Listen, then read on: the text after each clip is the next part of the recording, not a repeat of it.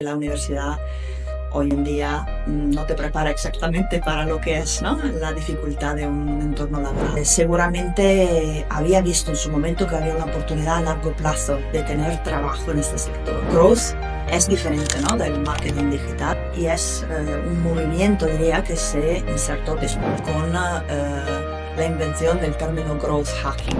Hay que crear un contenido que añade valor. Empecé con solo otro chico, o sea, el social media team en realidad éramos dos personas. Conseguimos alcanzar como 3 millones de usuarios para bajar nuestra... Mi budget pasó de ser de 10.000 libras al mes a 1,5 millones.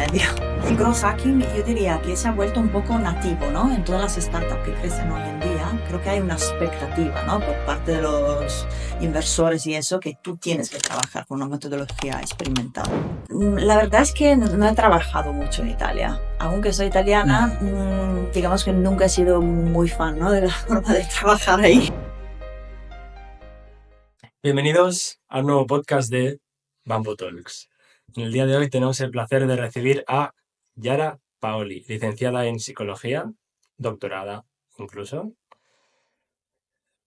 emprendedora múltiple, Growth Advisor en muchos proyectos como SEMrush, que ahora nos comentará, y sobre todo en un puesto que fue muy famoso como Vice President of Growth of Skyscanner.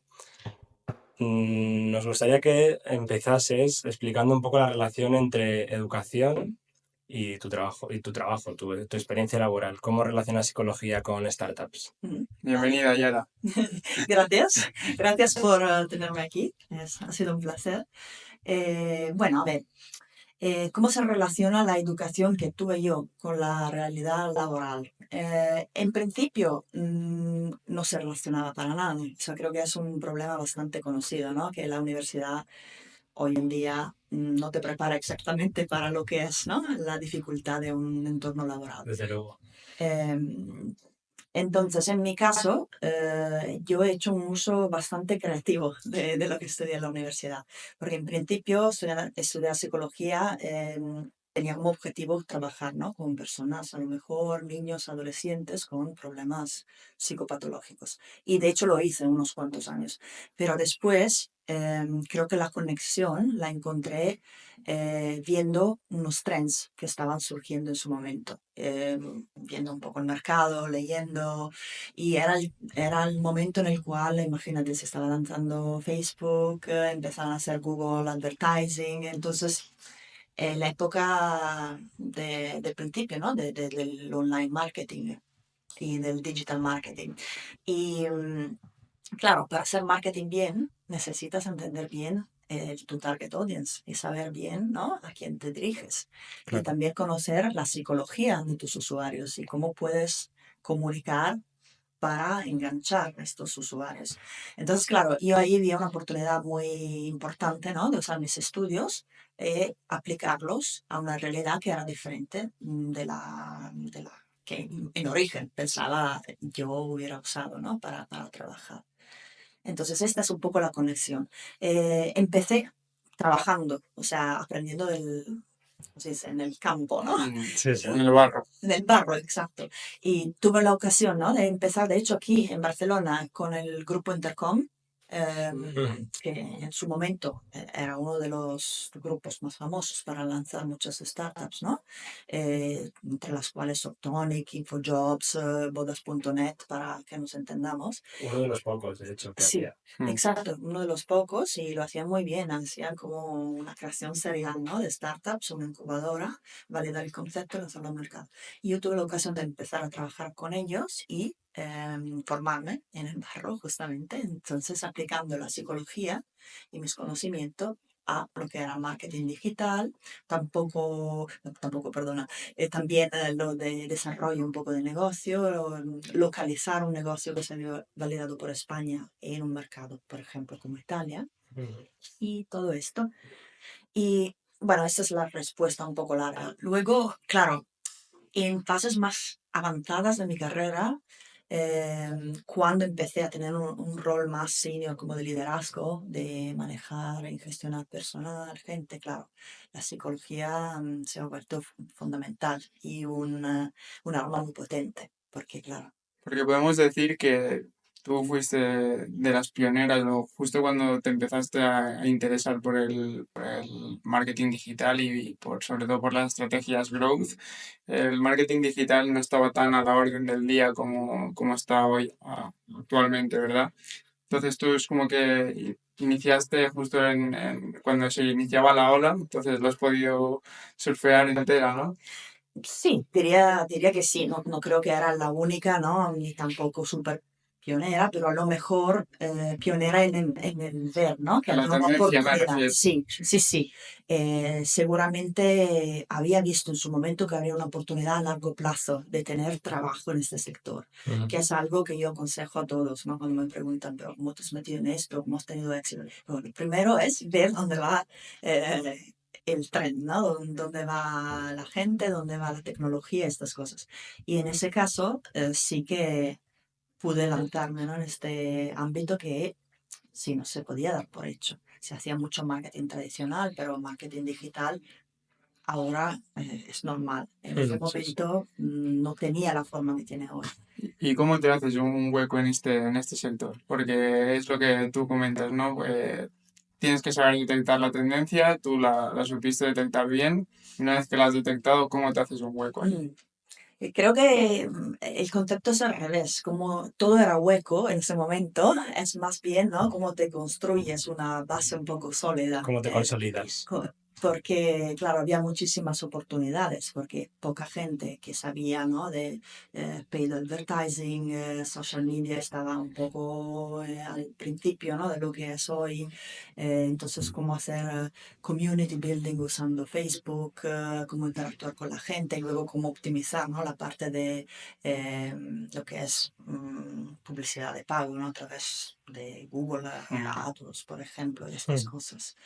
Y creo que el hueco me lo hice un poco probando y también aprendiendo por errores, la verdad, porque en su momento nadie me enseñó cómo hacerlo, ¿no? Sí que tuve la suerte y la oportunidad de ir haciendo cosas, ¿no? Sin tener grandes limitaciones o constricciones en este sentido. Pero fui probando, ¿no? Construir una página Facebook para crear una comunidad, hacer mucho SEO, ¿no? Para tener ranking mejor en Google y luego, bueno, probar, experimentar un poco con lo que era el advertising de pago en su momento. Y nada, así diría. ¿Cómo definirías lo que es el growth exactamente? Porque puede ser que haya gente que nos esté escuchando que no le sepa asociar exactamente un concepto. Sí, Entonces, ¿cómo lo definirías? vale, esta es una pregunta muy buena y muy difícil de contestar. Primera cosa, growth es diferente, ¿no? Del marketing digital y es un movimiento, diría, que se insertó después, muchos años después. Yo diría que se ha puesto un poco de moda hace 10 años más o menos con la invención del término growth hacking por parte de Sean Ellis, ¿no? Que está considerado un poco el padre del growth hacking.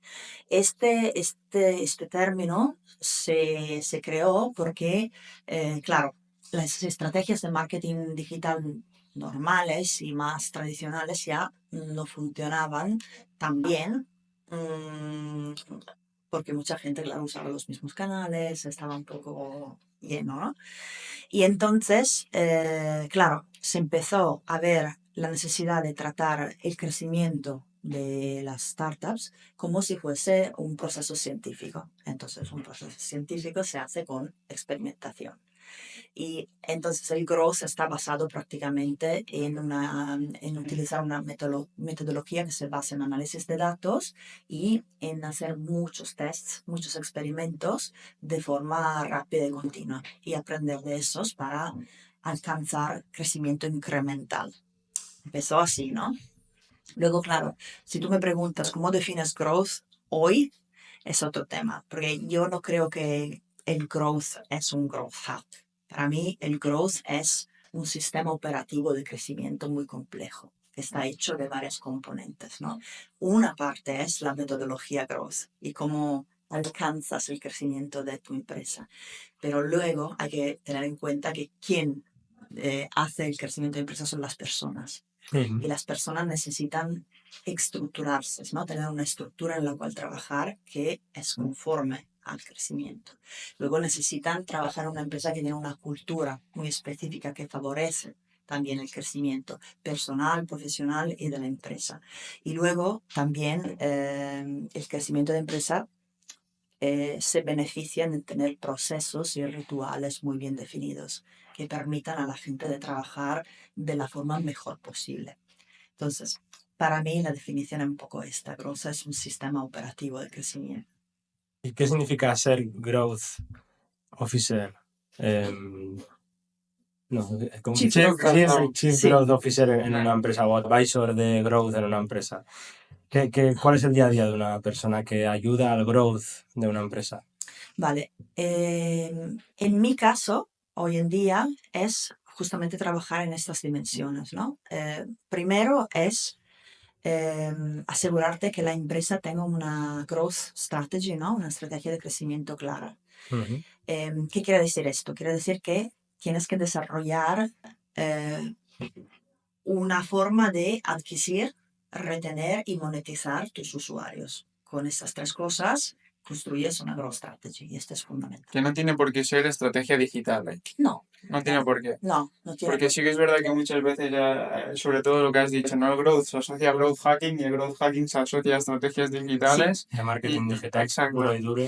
Pero no estamos hablando puramente de estrategias digitales, sino que también se incluyen otro tipo de estrategias más tradicionales Pero- a nivel de empresa. Pero nos has hablado de usuarios teniendo en cuenta que es algo digital. ¿Cómo sería el growth, tú como growth advisor de un taller de coches?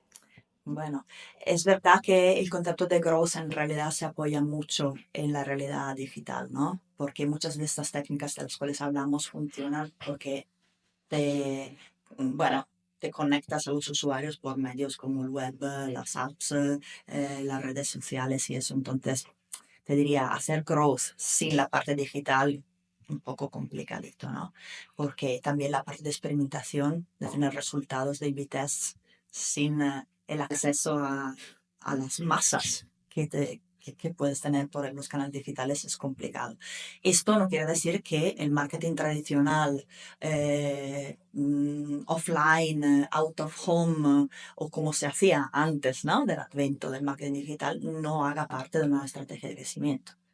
Las dos, ¿no? Tienen que compaginarse y funcionar para el objetivo de adquirir, retener y monetizar clientes. Mm. ¿Y un podcast? ¿Cómo lo ayudarías a crecer? A ver, yo creo firmemente que hay que crear un contenido que añade valor, ¿no? Y que este valor y la proposición del valor que queréis hacer sea muy clara y dirigida a un target audience específico. Mm. Esto es lo mismo que harías, ¿no? Con una startup. O sea, eh, tu producto qué problemas resuelve y para quién, ¿no? Y luego una vez que tienes esto, ¿cómo te puedes asegurar que creas un contenido que es único y diferente de los demás? Mm. Porque claramente hay mucha gente que habla, ¿no? De negocio, de business, de startups. Entonces, ¿cómo lo haces? Primero, intentando contestar estas preguntas y ver si de verdad tenéis, ¿no? Un contenido único, diferente, que añade valor, comprobando con los usuarios que os escuchan si de Mm. verdad tienen este valor añadido. Y a partir de ahí, aplicar todas las tácticas, ¿no? De eh, bueno, publicidad, de adquisición de clientes que pueden ser orgánicas, pasapalabra, redes sociales, cosas más creativas. Hoy en día, evidentemente, canales como TikTok son muy potentes, ¿no? Para hacer algo así. ¿Tú crees que TikTok podría ser un buen canal para captar audiencia, en nuestro caso? Porque no sé, o sea, con el tiempo que llevamos en este proyecto nos hemos dado cuenta que o sea, el nicho que nosotros tratamos, que son startups de inversiones alternativas, realmente no hay mucha gente que consumirá TikTok que tenga interés por este ámbito en concreto. Entonces, Vale. Yo sí creo que... yo creo que TikTok es más a corto plazo y nuestro contenido mm, es un poco más denso. Llanamente, Sí, sí, igual no es el canal más adecuado. claro. Depende un poco a quién se dirige vuestro podcast, ¿no? Porque a lo mejor no es para las startups, pero sino estudiantes, ¿no? Como habéis sido vosotros, que tienen que encontrar una forma de superar, ¿no? Esa realidad teórica desde la cual se sale una vez que has acabado la universidad y cuando entras en el mercado laboral. Entonces, claro, gente Gen Z y por abajo, TikTok lo usa. No quiere decir usar TikTok como medio primario, Ya, pero aprovechar, ¿no? De alcanzar una audiencia que sí, que puede estar interesada en nuestros contenidos. No, no soy en favor particularmente de TikTok, pero depende evidentemente del producto. oye, oye, pasemos a Skyscanner. Sí. ¿Cómo entraste a la empresa? ¿Cómo estuviste 8 años? Ujú. ¿Y cómo fue la experiencia allí? A ver, la resumo como transformational, no sé cómo se dice en castellano, ¿no? Transformación. Sí, Eso, para mí como persona y también como profesional. Empecemos con cómo he entrado ahí. Bueno, de una forma muy creativa, diría, en el sentido que siempre había tenido el deseo, ¿no? De trabajar para una empresa británica, porque se sabía entonces que tienen una disciplina, ¿no? Y una forma de trabajar muy seria y encima muy meritocrática. Que si Más tú que aquí, trabajas, más que aquí, ¿no? bueno, había esa fama, dejémoslo ahí, ¿no? había esa fama, sí, digamos que sí. Y entonces, claro, me habría gustado tener una experiencia ahí que me pudiera formar de forma significativa. Entonces vi que esta empresa, que era, bueno, un buscador, ¿no? de vuelos en su momento, entonces un producto muy interesante, muy disruptive, ¿no? Había empezado a buscar country manager, business Mm. development manager para los países nórdicos y luego para Francia, para Alemania y bueno, en ese momento yo pensé, bueno, a ver, si buscan para estas, en algún momento tendrán que ir a Italia, por Ya. ejemplo, ¿no? Como yo soy italiana de origen, porque hay una oportunidad muy grande. Entonces me candidé de forma espontánea y proactiva y le envié una carta para decir, bueno, he visto que estáis buscando country manager por esto, esto, esto. ¿Habéis considerado la oportunidad de expanderos en Italia? Porque creo que hay un mercado muy grande, muy interesante y anticipando un poco sus necesidades. Y se ve que le gustó, porque de hecho, una semana después me llamó la recruiter diciéndome, hemos recibido tu aplicación. Muy interesante, ¿quieres hacer una entrevista? Y yo, sí, sí, gracias. Bueno, empezó así. Evidentemente las entrevistas fueron bien, ¿no? Hice creo 4, o sea, fue intenso, ¿eh? No estaba acostumbrada en ese momento a tantas preguntas súper serias, súper profundas, pero bien, porque era una señal de la seriedad de la empresa. Y luego me hicieron una oferta y me mudé ahí, de Barcelona, y ya vivía aquí en ese momento, a Edimburgo. Entonces, esto fue cómo entré en esta empresa. En su momento entré como country manager para el mercado italiano. ¿Qué quiere decir? Que mi responsabilidad era hacer crecer Skyscanner en toda Italia y evidentemente localizar un negocio que en su momento estaba pensado exclusivamente para el Reino Unido y que estaba traducido con un Google Translate que no es lo de hoy, lo Claro, que de era. hace 15, 20 años, o sea, tremendo, Sí, vamos. que era mucho peor hoy ya. Sí, sí, Ahora está muy avanzado, pero. exactamente. Y hacer una localización ahí no quiere decir solo traducir, ¿no? Al italiano, quiere decir entender los viajeros italianos, sus necesidades, adaptar el contenido, adaptar la forma de hablarle, de comunicar, pero también las partnerships, los acuerdos comerciales con las aerolíneas, ¿no? Para que la web de Skyscanner, que en su momento era solo web, no app, pudiera resultar como italiana para los italianos. O sea, esto fue mi primer trabajo con ellos. El año 1. Luego, claro, me quedan otros 7. No quiero aburrir, ¿no? Los que nos escuchan, pero sí, tuve muchos roles, porque de aquí, de este rol, tuvimos resultados muy buenos, porque el mercado crecí de, creo, 200.000 usuarios que estaban por ahí orgánicos a más de 1 millón en menos de un año. Todo esto con, bueno, lo que había aprendido, ¿no? Trabajando antes en el grupo Intercom, en una agencia de marketing, mucho Search Engine Optimization, social media, un poquito de paid advertising en Google no tenía mucho dinero en ese momento, no me habían dado mucho budget, entonces sí que de una cierta manera ya estaba usando un poco de growth hacking, ¿no? De ver cómo podía hackear el crecimiento con los medios que tenía. Pero nos fue muy bien porque, claro, 1 millón de usuarios en menos de un año, con un ROI positivo, bueno, la empresa estaba contenta conmigo y con el trabajo que hice. Entonces, pues creo que por eso aceptaron la propuesta siguiente que le hice, que era, mira, yo veo que aquí hay una oportunidad muy gorda de utilizar social media de forma más escalada, más global, para alcanzar nuevos usuarios. Y me dejaron, bueno, volverme la Head of Social Media en Skyscanner. Entonces creé desde cero un equipo de social media en una época que era bastante, un poco. Confiaron en ti y te aumentaron el budget, ¿no? Sí, diría que sí, confiaron en mí, tanto que, bueno, a ver, lo hago corto esto, pero empecé con solo otro chico, o sea, el social media team en realidad éramos 2 personas, pero estas 2 personas conseguimos hacer una campaña en lo que era la App Install Ads, que hoy en día son muy famosas de Facebook, cuando eran en un alfa, o sea que no eran abiertas al público. Y con esto, bueno, conseguimos alcanzar como 3 millones de usuarios para bajar nuestra app, con un coste que era 10 veces más bajo de todos los otros canales. Con esto, claro, la empresa vio una oportunidad gigante para escalar, ¿no? La empresa en todo el mundo, porque Facebook ya.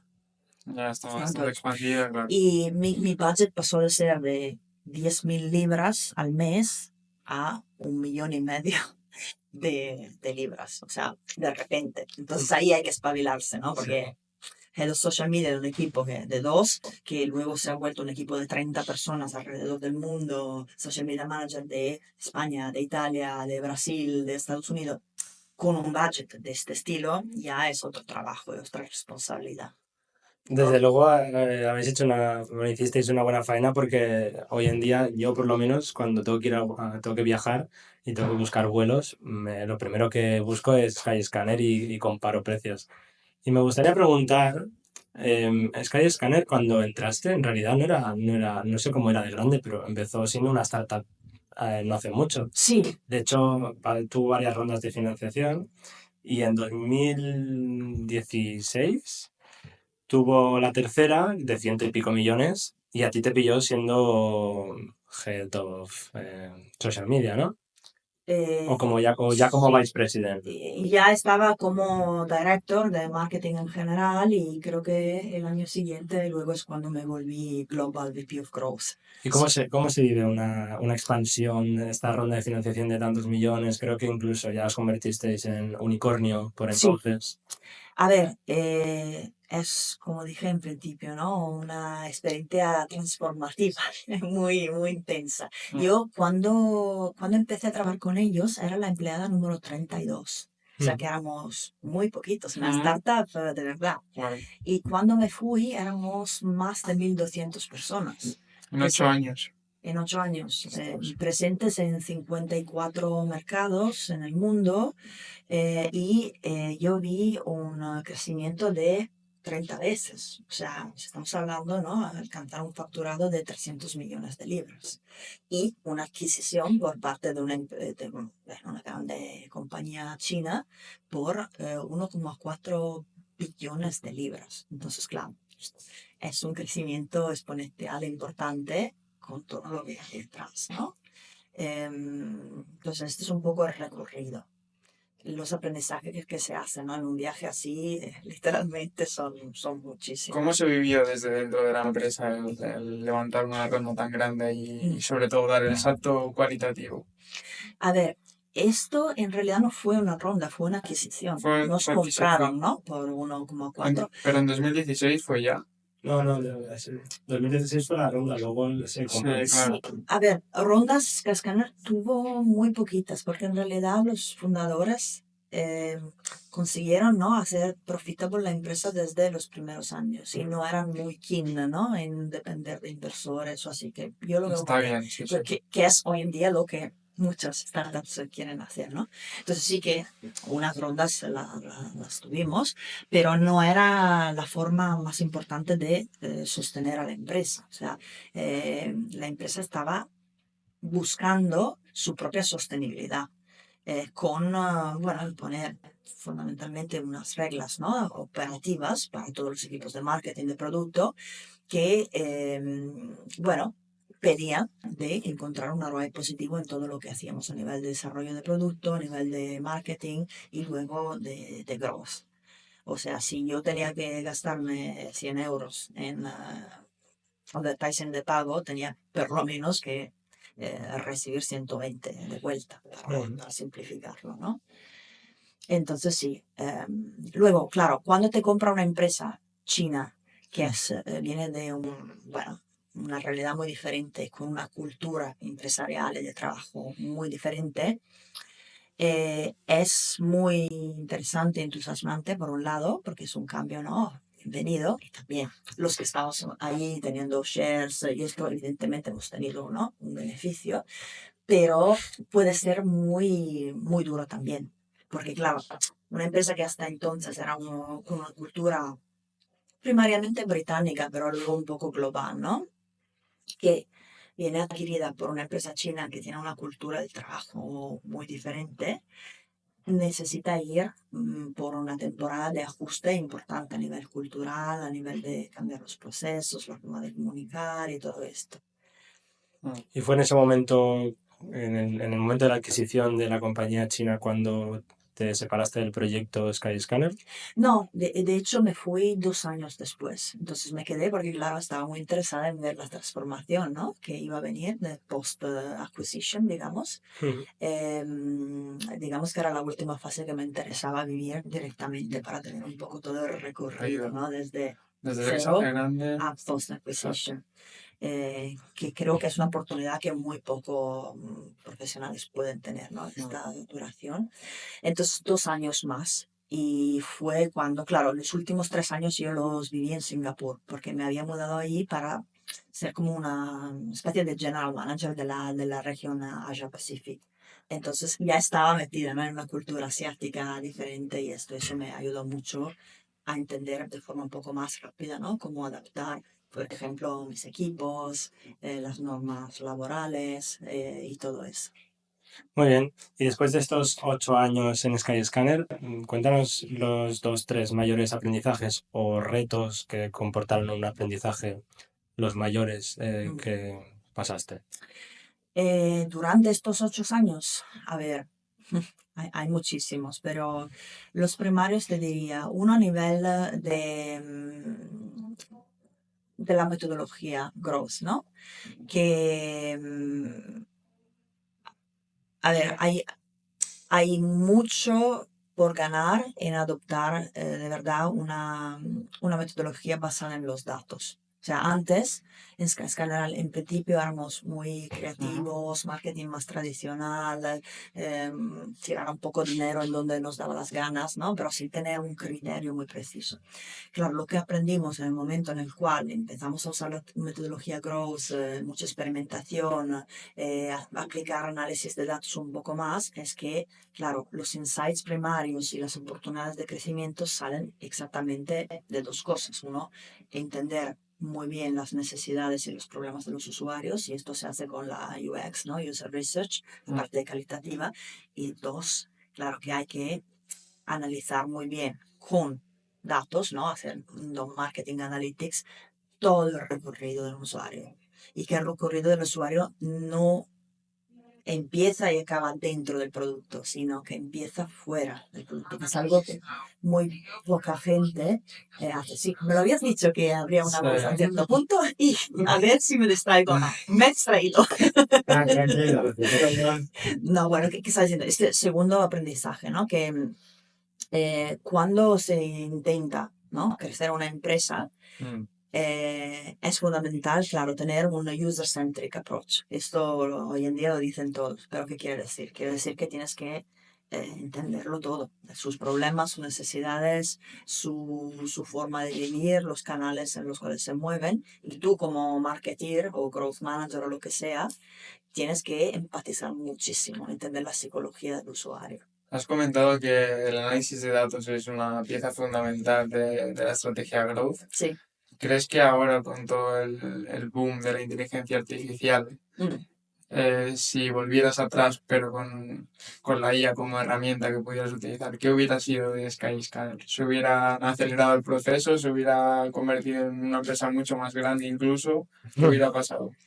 A ver, eso depende siempre del uso que haces, ¿no? De la tecnología y de los avances tecnológicos. En su momento, pues ya en Skyscanner hacíamos un poco de machine learning, ¿no? Para temas de personalización de la oferta para el usuario. Pero seguramente las oportunidades que abre hoy la inteligencia artificial, sobre todo a nivel de content marketing, ¿no? Y esto de la content economy es una oportunidad gigante por aprovechar, ¿no? Entonces, si hubiese podido aplicar esto, entonces, claro, el equipo de content marketing a lo mejor habría sido mucho más el foco de nuestro departamento de growth y para producir contenido en gran escala, de gran calidad. Los viajes son todos contenidos, son inspiración, ¿no? No es solo la parte transaccional, que esa es la parte un poco más fácil. La parte de inspiración y la parte de asegurarte que un usuario que quiere viajar elija Skyscanner como primera elección y no otra empresa, es la parte más difícil, es la parte que también se llamaría branding, ¿no? Y brand positioning. Y esto creo que a lo mejor no sé si se usaría la inteligencia artificial, pero yo creo que sí, porque crear contenido y distribuir contenido, ¿no? En gran escala con la ayuda de la AI habría podido subir, ¿no? La eficacia y las eficiencias de forma importante. Porque tú a día de hoy todavía te sigues dedicando al growth, ¿no? Entonces, actualmente el tema de la inteligencia artificial lo tienes presente en tu día a día, utilizas herramientas AI para mejorar estrategias, personalmente, Sí, a día de hoy. Sí. sí, yo te diría que con las empresas con las cuales he trabajado en los últimos años, estoy trabajando, ¿no? Siempre ha habido un interés y luego, claro, un enfoque en dónde le estaba yendo. A ver, si piensas, yo he trabajado, por ejemplo, en Preply, ¿no? Que es un marketplace de aprendizaje de idiomas. Ahí, claro, se basa mucho en crear una plataforma que una tutors con estudiantes que quieren aprender un idioma. ¿Cómo usas la AI ahí para mejorar, ¿no? Los matches? La experiencia de las clases, el contenido de los currículos que vas enseñando. Hay una oportunidad gigante, por hacer un ejemplo, ¿eh? Personalmente, yo ya he visto un caso de empresa que es precisamente esto, ¿no? Que tú tienes la necesidad de aprender un idioma y en vez de conectarte con una persona nativa hablante del idioma que tú quieres aprender, te conectas con una inteligencia artificial y haces speaking, la propia IA te corrige. Sí, esto se puede hacer. ChatGPT mismo, ¿no? Si tú le das el prompt correcto, entréname en inglés, te hace todo un programa. Totalmente. Pero yo soy de la opinión que la inteligencia artificial no está aquí para sustituir al humano, está ahí para hacer un enhancement, ¿no? Una mejoría. O sea, los dos puntos que dan lo mejor de sí es, bueno, super powerful.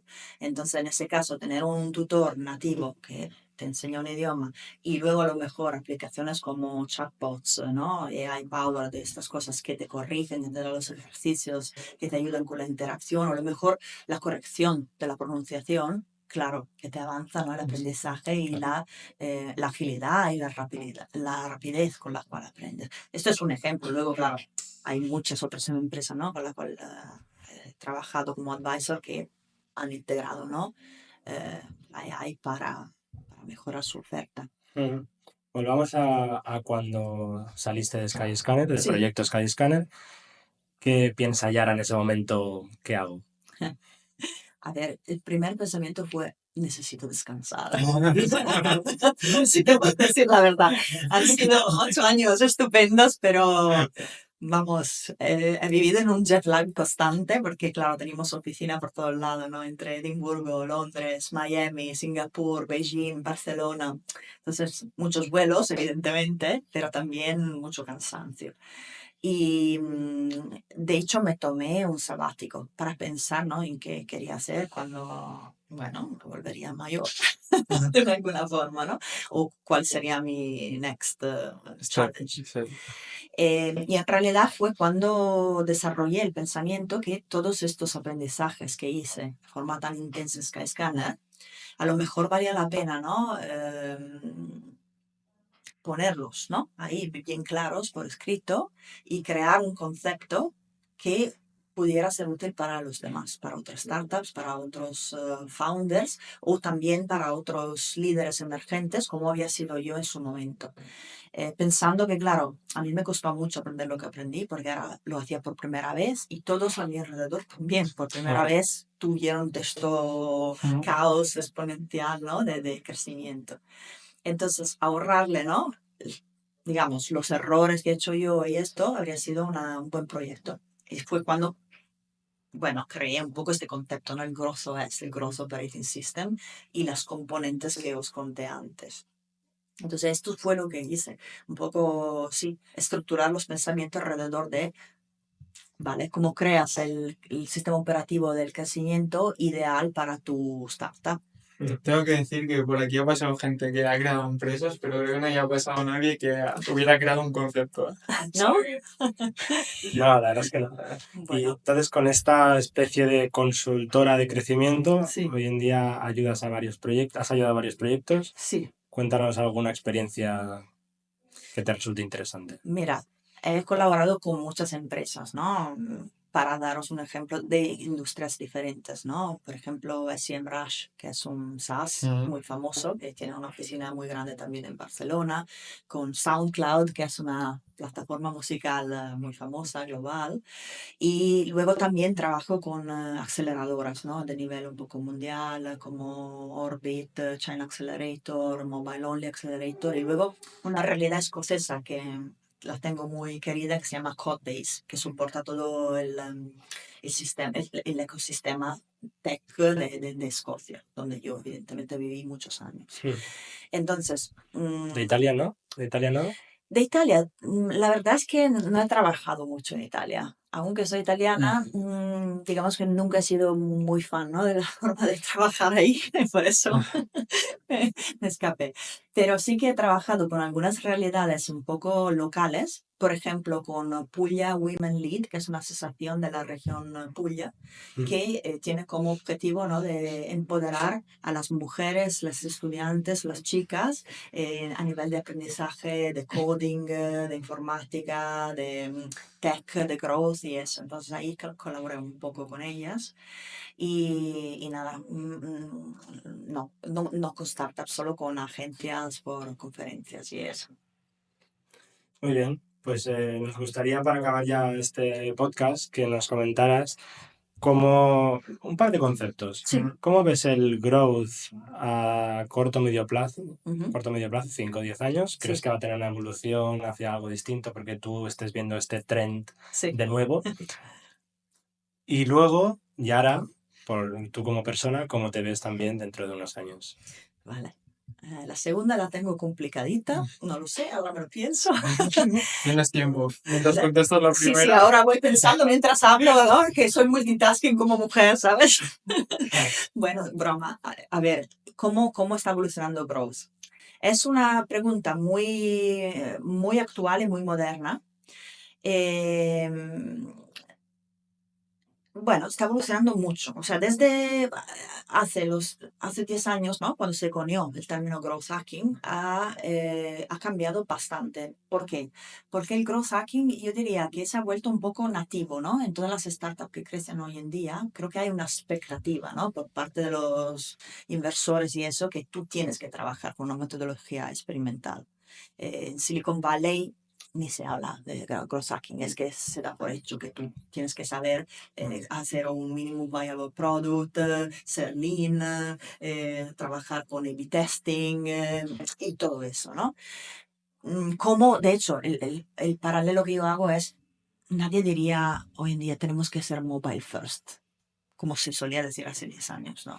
Es que todos viven, ¿no? Son app nativos, vives con el móvil, ya es parte de tu sistema operativo. De una forma, el growth hacking es parte del sistema operativo de una startup, yo creo. Pero hay que decir también que se han descubierto algunas cosas que no funcionaban con el método de growth hacking. ¿Qué es? El growth hacking va bien para cuando tú ya has alcanzado product market fit, ¿no? Mm. Antes, no tanto, porque para hacer rapid experimentation, tú necesitas un sample muy grande de usuarios, ¿no? Mm. Para alcanzar Métricas. la Sí, una muestra. significatividad. Sí. Una muestra muy grande, sí, gracias. Mm. Y claro, y cuando tú estás empezando, no tienes tantos usuarios. Entonces, claro, para validar un producto, el growth hacking no es lo mejor. Yo creo que la metodología growth va bien y también construir equipos de growth va bien después del product market fit. La otra cosa que se ha notado y que ha hecho un poco cambiar, ¿no? Cómo se trabaja en growth es el hecho que hacer o buscar muchos growth hacks, ¿no? Hacks para el crecimiento a veces funcionaba a detrimento de la retención de usuarios, porque no se enfocaban mucho, ¿no? En retener los usuarios, sino en el crecimiento exponencial, ¿no? La Mm. adquisición. Pero la adquisición sin retención No no es sirve de nada. sostenible. Claro. Entonces, estas dos cosas se aprendieron. Y, claro, han contribuido a cambiar un poco el concepto de growth, ¿no? Que hoy en día se ve más como este concepto un poco, ¿no? De growth es un sistema que tú construyes para tus equipos, no tanto solo la metodología. Es como estructuras un equipo, es la cultura, vuelta al crecimiento, growth minded, ¿no? Team, lo habréis escuchado mucho, el concepto de un growth mindset. Y luego los procesos que tú habilitas para tus equipos. Em, claro, entonces, growth ha cambiado en este sentido. Luego, la AI, como acabamos de comentar, está cerrando unos canales que se usaban antes y está abriendo nuevas oportunidades, ¿no? Parte de todo, evidentemente, de nuevos canales de contenido. Es algo que está revolucionando un poco la forma de distribuir tu producto, ¿no? Eh, entonces, hay muchos cambios por ahí. Mm. Y ahora la segunda pregunta, no la que de verdad Ah, has tenido tiempo de pensarla con esta primera respuesta. Nada, simplemente la que nos comentabas un poco dónde te veías tú de aquí a 5 o 10 años. ¿Eres ambiciosa todavía a nivel profesional? Pues sí, realmente ya no te queda mucho por hacer a nivel profesional. sí, no, soy vieja ya, No, ¿sabes?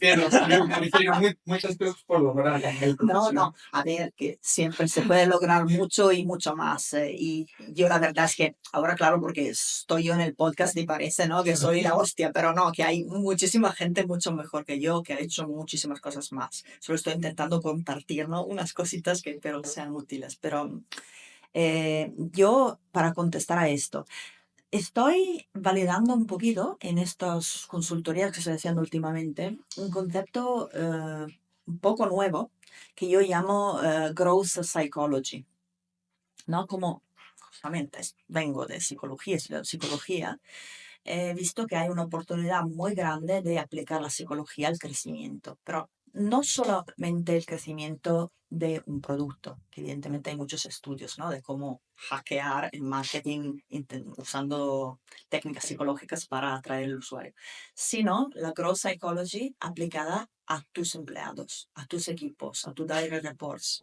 a la gente que verdaderamente es el último motor del crecimiento, ¿no? Porque al fin y al cabo, sin personas, una empresa no crece. Entonces, ¿cómo nos cuidamos de las personas? ¿Cómo le damos la mejor estructura, los mejores recursos, pero sobre todo la mejor atención y empatía para que ellas puedan ser la mejor versión de sí mismas?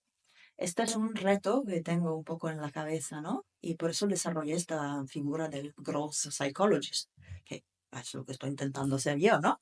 Y de hecho me está funcionando muy bien porque estoy trabajando con muchos líderes emergentes en empresas como las que mencioné, ¿no? SEMrush, SoundCloud, estas aceleradoras, donde yo no trabajo directamente en los equipos, sino que trabajo en el crecimiento a través de líderes emergentes que no han pasado por la fase de scaling up que yo tuve, por ejemplo, en Skyscanner, y que pueden beneficiar mucho en tener no solo el expertise, a lo mejor que he tenido yo, sino conocer mucho más las teorías psicológicas y las formas de aplicarlas a sí mismos y a sus equipos. Quiero decir esto. Un buen líder fundamentalmente se juzga, en mi modesta opinión, por dos cosas. Uno es cuánto bien, no sé si se dice así en español, pero construye el espacio para sus equipos, para que puedan trabajar de forma fácil y ágil, ¿vale? Esto parece sencillo, pero es una tarea complicadísima. Y en hacer esto, ¿cómo evitas que la gente alcance el burnout? Porque pasar por lo que pasamos, por ejemplo, en Skyscanner, es mucho trabajo, mucho cansancio y hay riesgo, ¿no? de literalmente perder la cabeza y la energía. Entonces yo creo que evidentemente la psicología puede ayudar mucho a cualquier líder en hacer estas dos cosas, ¿no? Construir el espacio a nivel, ¿no?, de cultura, de estructura ideal para sus equipos, para que sean su mejor versión, y también cuidar de su salud mental, cuidar de la energía que se le requiere para hacer su trabajo. Claro, esto viene con una claridad de visión, con una comunicación que tiene que ser inspiradora, con una capacidad de empatía, ¿no?, muy importante, también con una capacidad de gestión del estrés que es muy importante. Y último, pero no por importancia, claro, cómo hacer todo esto mientras aplicas la mejor metodología Growth para adquirir, retener y monetizar clientes. Entonces, esto no es lo que defino un poco la Growth Psychology. Juntar, ¿no?, la parte un poco más de crecimiento de empresa, de revenue, con la parte de crecimiento de los líderes que... Con la parte más humana de la... Exactamente. Y bueno, estoy probando cosas, experimentando cosas con las personas con las cuales trabajo y que me dan la oportunidad, ¿no?, de trabajar con ellas. Y voy moviendo un poco estos conceptos y veo que sí, está funcionando bastante bien. Entonces, a ver si en 5 años me consolidamos este concepto o si hago un pivot hacia otra cosa. Totalmente, el tiempo dirá. Oye, pues ha sido un placer. Si quieres acabar de dar algún consejo o alguna frase que creas que es importante y que no se haya comentado, ahora es... Sí, alguien que se plantee emprender un proyecto, que se plantee trabajar en una startup, ¿recomiendas hacerlo después de pasar por Skyscanner? A ver, creo que hay que tener bien claro el por qué vas a hacer algo. Y no tanto para tus usuarios, sino que primero para ti como persona. Porque el tipo de inversión personal y a nivel energético y psicológico que te requiere una startup es inmenso. Entonces, mucha gente se mete en esto por razones un poco narcisistas, ¿no? Del ego, de demostrar que son esto y el otro. Se requiere bastante más que eso. Entonces, lo que he aprendido yo es que hay que tener una motivación bastante más profunda que no solo el éxito para poder lograr, ¿no?, este camino de desarrollo de una startup con sostenibilidad y eso. Entonces, a lo mejor es un consejo sencillo, perdonad, pero es algo que he visto que ha hecho la diferencia en muchos fundadores con los cuales he trabajado. O sea, tener claro un porqué. Pues muy bien, yo creo que con esta reflexión podemos ir despidiendo el episodio, ¿no?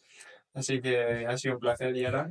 El placer ha sido mío. Muchas gracias por las preguntas muy buenas y difíciles a veces. Espero que se haya sacado algo de útil. La satisfacción muy bien, no te preocupes. Muy bien, muy Un bien. placer. Bueno, muchas gracias.